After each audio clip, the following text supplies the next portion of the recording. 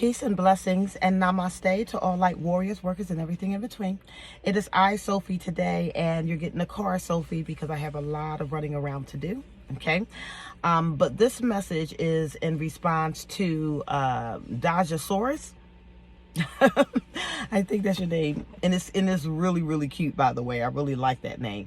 And you asked me to explain a little bit more about the inner child and how to heal the inner child, right, through that process. I did early on do a video like this. Oh God, it was like one of my earlier videos, but I don't mind going through it again, okay, just in case people don't feel like trying to search for that. So basically, we're going to start off like this. You've heard the term, as a man thinketh in his heart, so is he, right?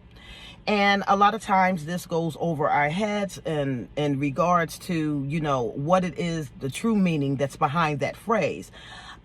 We've learned about these phrases in church, but nobody really explained it. They explained it to the point of, hey, if you think you're happy, you're happy. If you think you're sad, you're sad. Or if you think this way, then that's what it is. But honestly, it really goes a little bit deeper than that, because when we start to get into the realm of mentalism, okay, and understanding that this realm is a mental type of universe, all right, then we're understanding that our thought process not only just shapes how we think, but it also shapes our experiences as well. Okay, so case in point, when I was talking about the inner child and the root chakra, the foundation, which typically happens the first 7 years of the life.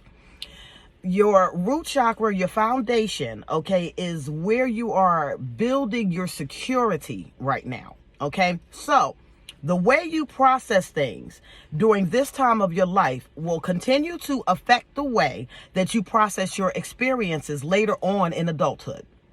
All right. So if a case in point, when you were a child, right, and say you went horseback riding for the first time, you fall off the horse and you became completely afraid. You didn't want to get back on it. What does that do over the course of your life? Does it teach you fear? Not just fear of horses, but does it teach you fear of trying, failure, all of those things, right? So when we're dealing with traumatic experiences, sorry, my nose is itching. When we're dealing with traumatic experiences from the past, we have to understand that this is all connected. Why? Because only in the realm of matter, okay, the material world, do we process the illusion of time differently. In the higher realms of consciousness, past, present, and future is occurring simultaneously. Okay, but then when we get to denser levels of energies, then what it is going to look like is basically time is going to play out as a series of events. All right, that are congruent. So these are series of events that are all connected together, and this is what gives you the illusion of time. Okay, in the realm of the material world. So now, when I was able to see, you know, what time looked like on a higher level of consciousness, right? I was seeing balls, like energy balls, green and kind of fluid in color, and they were all connected, like, and it was rows and rows and rows and rows and rows of this. And it had a fluidity type of nature to it. So if you touch one of these balls, it was kind of like fluid, but each and every one of these balls, or these spheres is what I should call it, each and every one of these spheres is holding an event that may have happened in your life, right? So when it comes down to reshaping how the mind works, you have to address the point or area where you experience the trauma and process that experience differently, so that that trickles through the time warp or the time string that is going to now start to reshape how you think of things today. All right. Now, some people can do this on their own, and other people might need help from like a hypnotherapist or something like that. You know, if you're having a hard time going into deep types of meditations to focus on that particular area of your life. What I tend to do, because this takes a lot of visualization. Okay, if you can use what we consider a sympathetic frequency, it could possibly help you a little bit better. Now, what do I mean by sympathetic frequency is I'm saying to you, you can have something from your past that connects you to that time. Okay, so do you a old teddy bear, some music that you may have listened to during that time, a memory that was attached to that time, a picture frame, something that reminds you of the time that you actually experienced the traumatic experience or dramatic event in your life that you have not quite healed from. All right. So if you're going to try to do this on your own, you might want to use a sympathetic frequency. That means you go into your own meditative state. You can hold something from the past. You can play a song from the past. You can focus on a picture frame or something from the past. You can even, if you are close enough to the house that you grew up on or something like that, you can actually do this in that house. Okay. Excuse me. It really just depends on what you have access to. And what you want to do during that time is when you go into that meditation, and I know to some of you, this could be very, very traumatic. It could be triggering to you, okay, to have to relive the experience over again. But if you're brave enough, okay, or you think that you're strong enough to deal with it now, then this is the time that you want to try to do it. If you don't think that you're brave enough or strong enough to deal with it now, then seek help to help you with it. All right. But what I did was I had a particular song, that I used to sing all the time when I was very, very young. And I was able to connect to that point of trauma. I was able to connect to and visualize everything that happened that particular day. Right? And I was able to visualize how I felt when it happened, and how I felt actually shaped a lot of the way that I perceive things in the now.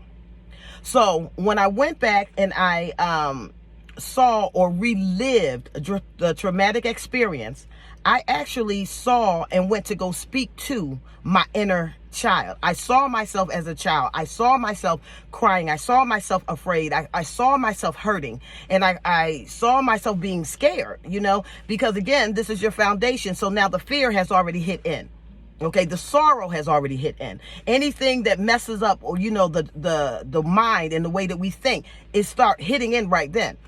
I went back and I had to talk to myself. Okay, I had to talk to that little child at that time to tell her that she was going to be okay, to remind her that what happened to her was not her fault. Okay, to tell her to be brave, to be strong. Okay, to tell her not to blame.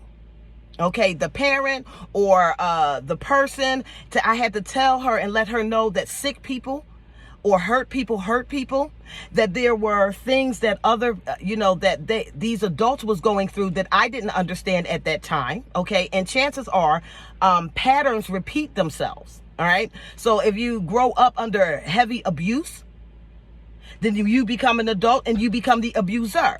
Okay. So when we go back and we start to talk to our inner child and letting them know that, hey, this person was hurting too. This person went through years of abuse. This person does not understand how to love. This is not your fault. You are not going to receive this for the rest of your life. You will heal from this. Okay. This is not something that is normal. Don't accept it. Whatever it is that you need to speak to your inner child when you meet them, make sure that they understand it. You make sure that they understand it, and you keep implanting words of encouragement to your child, your inner child. You keep implanting words of encouragement. You implant levels of understanding at that moment, okay? You teach your child that this is not how the world operates, that this was an unfortunate event that happened there. You teach the child that they are strong enough to overcome these things, okay? However it is that you need to counsel your inner child is what you're going to need to do during that time, all right? Now, what is that going to do for you now? Okay, so we understand time is points of events that happen in your life, and they're all attached. Okay, so some people look at it as string theory. When they see strings being attached to a vocal point and branching off here, branching off here, branching off here, branching off there, right? But on a I guess, a molecular level, they would be little spheres like this balls, okay, that is given the illusion that it's one long loop, but they're all interconnected. Now, what that's going to do for you psychologically is, once you start implanting more of the seeds of encouragement, of righteousness, of bravery, of strength, of understanding, it literally can rewrite and reroute the brain functions. Okay, it's almost like rewriting your past. All right. So the timelines, this is hard to explain. Okay, so if you were, I don't know, say you grew up and you had a parent that was very abusive, you got spankings or whoopings or things like that, that was triggering something to you in adulthood. Now you have issues with angers, or maybe that you were yourself abusive, who knows, right? How this goes. But when you start implanting in the inner child, when you go back and visit that point in time and rewire the mind, then some of the decisions that you have made as a teenager, as an adult, now gets rerouted. And it's almost like rewriting the timeline. So you can transition from that child, go through the adulthood making different decisions, which now rewires the mind or the brain to make the decisions now that are more healthy for you, because you have understanding. So we're zooming back to a point of trauma, okay, correcting this trauma, correcting the way the mind thinks about this trauma. Okay. And then we're moving forward in time, but we're branching off because we've made different decisions now. This is something that you can do through your visualization methods, recorrecting some of the decisions that you made, but it's always going to start with healing that inner child, okay? What we're trying to do in a mental realm is rewire the mind, rewire the consciousness, okay? So that now when you're in your adult phase, you're not processing the world the exact same way as you previously were, because that area of trauma has been healed. I hope this is kind of making sense. It's really hard for me to describe, right? If this is something that you feel like you need me to walk you through, like on a session or something like that, then please go ahead and send me an email, okay? Because, and I would have to get way more specific. But if there's something, if you can take the little bit of information that I have just shared with you, and understanding, once again, that past, present, and future and higher levels of consciousness is occurring simultaneously, then this will make sense to you. Okay, because it's all about the way that the mind thinks and processes information. This is how we co-create, right? This is how we are shaping our world right now, all right? But it's always going to deal with, and it always starts with the initial healing, the initial regression, and getting these things done, okay? And meditating is good. Sympathetic frequency is good. You can get, if you need somebody to put you under, or a hypnotist is good. Or if you need somebody just to simply walk you through that process, okay? But with me, I just went into very deep meditation, and I did it all in the mind. Okay, I did it all in the mind. I was able to see myself. I was able to see myself hurt. I was able to see myself crying, and I was able to speak to that child. And now it's affecting the way I look at life today. Okay, now it's also affecting how I handle rejection, or how I handle no's or fairness, like anything, negative things that happen in my life, positive things that happen in my life. I'm no longer looking at it from the standpoint of the child that is wounded, that is in victimhood. I'm looking at it as a way of empowering myself. Okay, constantly growing, constantly elevating. Even when things do not go the way that I planned them to go, I know now that it doesn't matter, because it's all part of the journey. I tell people all the time, that don't be so upset about losing things. Okay, this is so important for your evolutionary journey. If you remember this one thing, If you had it once, you'll have it again. Okay? If you was able to achieve it once, you can achieve it again. So, I hope that that was helpful for you. And I hope that I gave you enough tools to understand it. If you need the visualization, I did do it with magnetic balls in an earlier video, okay? And I went into more detail on what it is that I actually said to my inner child during that time to get her strong enough for today. And as you can see, it worked. All right? That's all I have for you now. Thank you for your feedback. Is there anything else that you need from me? You can email me at dragonlotusms@yahoo.com. And I can do a session with you. And my sessions are donation based. Okay? It's the desire of your heart, honey, or what you can afford. All right? Ultimately, it is about the work. I'm going to be blessed regardless. All right? So I'm not trying to rob you. But if you do need my help, reach out. I am Sophie, and I love you all. Bye.